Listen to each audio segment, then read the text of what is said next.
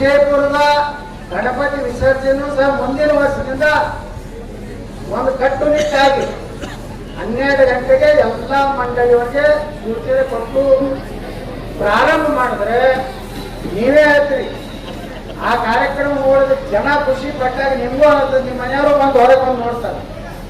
ನಿಮ್ಮ ಮನೆಯವರು ನೋಡಿದ್ರೆ ನೀವೇ ಕುಣಿತಿರ್ತೀರಿ. ನಮ್ಮ ಮನೆಗೆ ಬಂದಿರ್ಲಿ ನಾನೇ ನಂದಿ ಕೊಡಾಕೋತೀನಿ ಹಾಕೋತಾರೆ ನೋಡೋರೆ ಅವರೆಲ್ಲ ಒಳಗೆ ಮುಗ್ಕೊಂಡಿರ್ತಾರೆ. ಅದಕ್ಕೆ ಬಂಧುಗಳೇ, ಸಾಂಸ್ಕೃತಿಕ ಕಾರ್ಯಕ್ರಮಗಳು ಈ ರೀತಿ ಒಂದು ಬದಲಾವಣೆ ಪ್ರತಿಯೊಂದು ಪರಿವಾರದಿಂದ ಜನ ಹೊರಗೆ ಬಂದು ಇವತ್ತು ನೋಡುವಂಥದ್ದಾದಾಗ ಮಾತ್ರ ಇವತ್ತು ನಮ್ಮ ಶಿವರುದ್ರ ಬಾಗಲಕೋಟೆ ಹೇಳೋದು ಇಲ್ಲ ಒಂದು ಕಾರ್ಯಕ್ರಮ ನಾವು ಮಾಡಿದ್ಮಾಗೆ ಜನರಿಗೆ ನೋಡ್ರಿ ಅದು ನೋಡಿದಾಗ ಅಂತ ಎಲ್ಲರಿಗೂ ಆ ಒಂದು ಹೆಣ್ಮಕ್ಳು ಮಾಡಿದಂತ ಶಿವಪಾರ್ವತಿ ಗಣಪತಿಯ ಒಂದು ಆರಾಧನೆಯಿಂದ ಈ ಕಾರ್ಯಕ್ರಮ ಉದ್ಘಾಟನೆ ಆಗಿದೆ. ಈಗ ನಾನು ಉದ್ಘಾಟನೆ ಮಾಡೋದು ಅವಶ್ಯಕತೆ ಇಲ್ಲ. ಗಣಪತಿ ಬಂದಂದ್ರೆ ಉದ್ಘಾಟನೆ ಆಗುತ್ತೆ. ಅದಕ್ಕೇನು ಉದ್ಘಾಟನೆ ಪ್ರತಿಘಟನೆ ಇಲ್ಲ. ಅದಕ್ಕೆ ನಾ ಹೇಳ್ತೀನಿ ಬಂಧುಗಳೇ, ಕೈ ಮುಗಿದು ಕೇಳ್ಕೊತೀನಿ, ಯಾರೂ ಸಹ ನಮ್ಮ ಸನಾತನ ಹಿಂದೂ ಧರ್ಮಕ್ಕೆ ಅಪಮಾನ ಆಗೋ ರೀತಿಯಲ್ಲಿ ನಡ್ಕೋಬೇಡ್ರಿ. ಇವತ್ತ ಪತ್ರಕರ್ತರು ಕೇಳಿದ್ರೆ ನನಗೆ ಗಣಪತಿ ಒಳಗ ಕುಡಿದು ದಾದ್ಲಿ ಮಾಡಿ ಮಾಡ್ತಾರೆ, ನಮ್ಮ ಮಂದ್ಯಾಗ ಹಂಗೆ ಮಾಡುದಿಲ್ಲ. ಒಬ್ಬ ಅವನು ಬಿಜಾಪುರ ಲೀಡರು ಸ್ಟೇಟ್ಮೆಂಟ್ ಕೊಟ್ಟಾನಂತ ಹೇಳಿದ್ರು.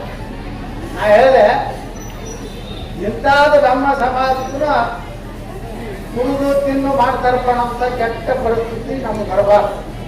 ಗಣಪತಿಯನ್ನ ಬಹಳ ವಿಶೇಷವಾಗಿ ನವರಾತ್ರಿಯನ್ನ ನಾವು ಭಯ ಭಕ್ತಿಯಿಂದ ನಿಮ್ದೇನೇ ಚಟ ಇದ್ರೆ ನಿರ್ವಹಣೆ ಮಾಡ್ಕೊಳ್ಳಿ.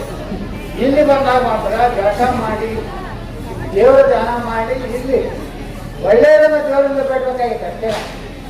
ಒಳ್ಳೆಯದಾದ ವಿಘ್ನಗಳೆಲ್ಲ ನಾಶ ಆಗಬೇಕು. ಬಿಜಾಪುರಕ್ಕೆ ಇರುವಂತ ಕೆಲವೊಂದು ವಿಘ್ನ ಸಂತೋಷಗಳು ನಾಶ ಆಗಬೇಕಂತ ನೀವೆಲ್ಲ ಬೇಡ್ಕೋಬೇಕು.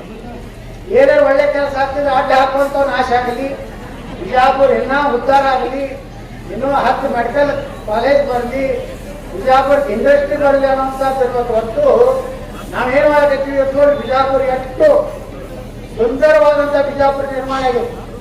जुड़े रहिएगा आपके अपने चैनल बीजापुर समय के साथ।